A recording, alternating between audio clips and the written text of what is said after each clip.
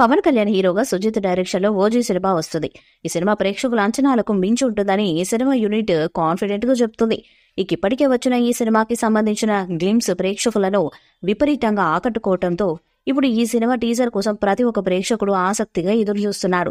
దానికి సంబంధించి సినిమా దర్శకుడైన సుజిత్ రాత్రి పగలు కష్టపడుతూ సినిమా టీజర్ ని రిలీజ్ చేయాలనే ఆతృతతో ఉన్నట్టుగా తెలుస్తుంది.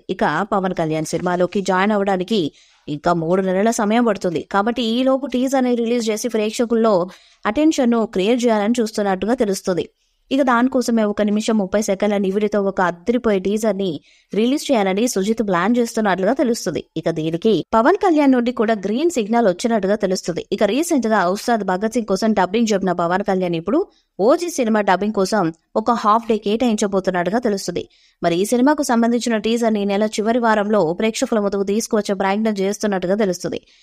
అలాగే వచ్చే నెలలో ఎలక్షన్స్ ఉన్నాయి. కాబట్టి పవన్ కళ్యాణ్ అభిమానుల్లో ఈ టీజర్ సరికొత్త జోష్ నింపే అవకాశాలు కూడా ఉన్నట్టుగా తెలుస్తుంది.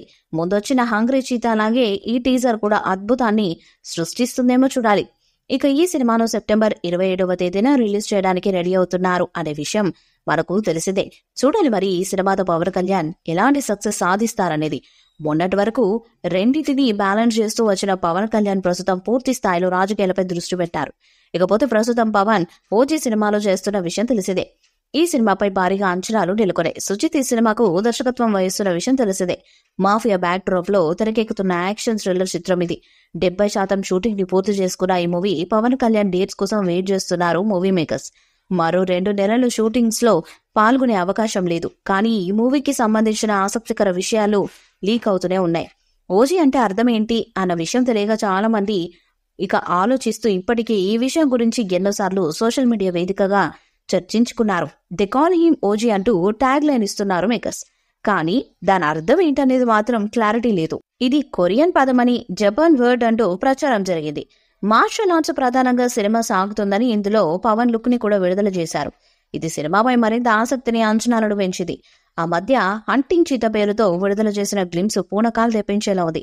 ఓజీ అంటే అర్థం ఏంటన్నది ఇప్పుడు వైరల్ గా మారేది. అది పవన్ కళ్యాణ్ పాత్రని ప్రతిబింబిస్తుందని, ఆయన పాత్ర నేమ్ అని కూడా తెలుస్తుంది. ఓజీ అంటే ఓజాస్ గంభీరా.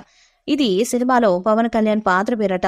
ఈ పేరుతో సినిమాలో ఒక పాట కూడా ఉంటుందని తెలుస్తుంది. సినిమాలో పవన్ పాత్రలో 3 షేడ్స్ ఉంటాయట. 80, 90లో మాఫియా డాన్ గా, యూనియన్ లీడర్ గా, మార్షల్ ఆర్ట్స్ ట్రైనర్ గా కనిపిస్తారట. సినిమాలో ఇంటర్వెల్ సీన్ మైండ్ బ్లోయింగ్ అనేలా ఉంటుందని, సినిమాని నెక్స్ట్ లెవెల్ కి తీసుకెళ్తుందట. కాగా ఇప్పటికే ఈ సినిమాపై భారీగా అంచనాలు నెలకొన్నాయి. వీటితో పాటు ఈ సినిమా నుంచి విడుదలవుతున్న ఒక్కొక్క అప్డేట్ ఈ మూవీపై అంచనాలను మరింత పెంచుతున్నాయి.